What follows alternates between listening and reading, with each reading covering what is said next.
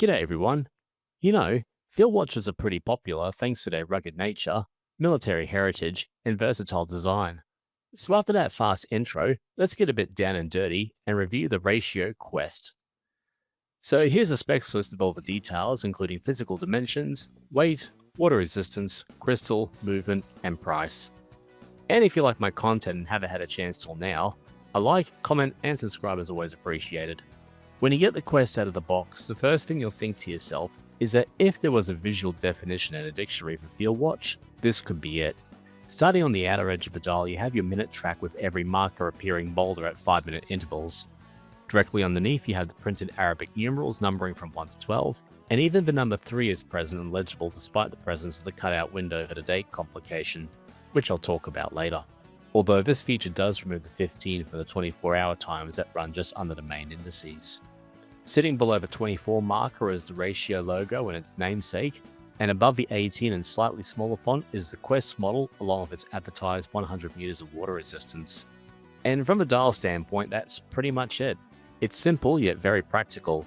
Reading it is a piece of cake thanks mostly to the use of white indices on a black dial, and the size proportions of all the content looks just right, with the larger 1 to 12 indices, the noticeably smaller 24-hour indices, and the just barely there presence of the branding and other text. And this helps to provide the Ratio's dial with a little more free real estate towards the middle and prevents it from looking cluttered despite the amount of information present. All in all, sensible and clean. The Bloomfield hour and minute hands are predominantly sword-shaped but have a small mixer syringe in them thanks to those elongated pointers. And those help the hour and minute hands reach out to the 24 and 12-hour markings respectively. Which is a good thing because without them, I would have nitpicked the hands and said they needed just a bit more presence. But in their current form, they're sufficient for the time-telling task. But the one thing I love is that high polish on the metal edges of that hour hand, as it really stands out in the light and helps to give the Ratio a more high-quality appearance that belies its low price tag. Perhaps even more impressive is the same treatment for that seconds hand, that also includes a lume tip and the Ratio logo as a counterweight. The minute hand, by contrast, has a red border which helps for easy identification and adds a splash of colour to the Ratio.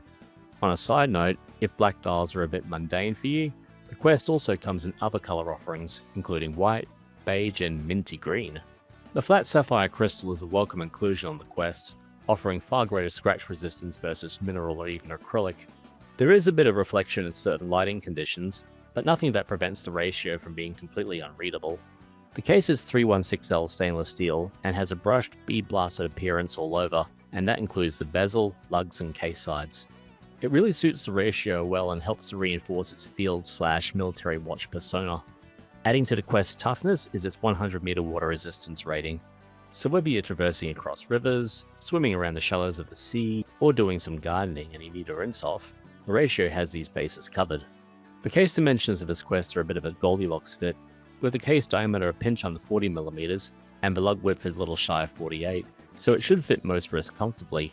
And with a case thickness of just over 9mm and a total weight of 59 grams with the strap, it sits flat and level on the wrist, so it'll be less prone to taking knocks. The 20mm lug width also opens up a huge raft for strap choices, so go nuts with different looks. The only part of the watch that doesn't have that finish is a screw down case back, and for a budget field watch it's really impressive.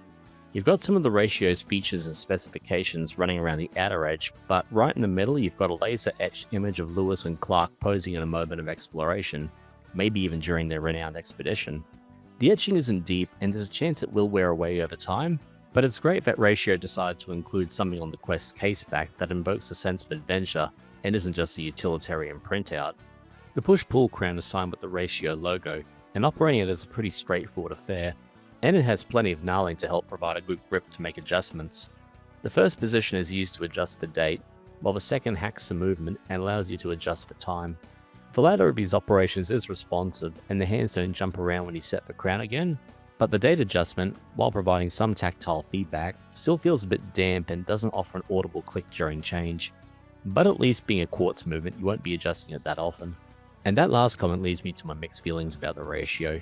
The movement is quartz, so for some enthusiasts this might be a no-go, but bear in mind that it is using a Seiko movement and not an Unknown or El Cheapo brand, so it should offer years of reliable time telling. The supplied strap has a canvas material on top but is lined underneath with a synthetic feeling leather. Comfort-wise, it's alright, but after wearing it just a handful of times, I've noticed that the leather is starting to crease and even the notch hole is stretching out. Given it's showing this much wear in such a short time frame, I'm questioning how long it'll last before it cracks and becomes unwearable. And as the Quest is meant to be a rugged field watch, I feel that Ratio should have just used a full canvas strap. Maybe not as comfortable compared to the leather combination, but it would be more fit for purpose. But if that is a concern, rest assured that the Quest can also be bought with a nylon strap. And as I mentioned earlier, the Quest is almost the textbook definition of a field watch.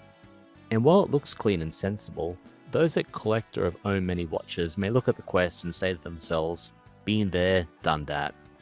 Those that love field watches probably won't care about that, but if you're looking for something that's a little different or out of the ordinary, then you may find yourself getting bored with the Quest's tried and true look after a while. As for the lume, it's just okay.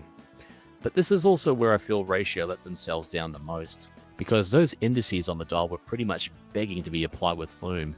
But as it stands, only the hands have any lume present. The seconds hand gives up after about 2 minutes, and the hour and minute hands will give you about half an hour before they lose almost all of their glow. Which now brings me to the negatives of the Quest, and the biggest one I have is that day complication.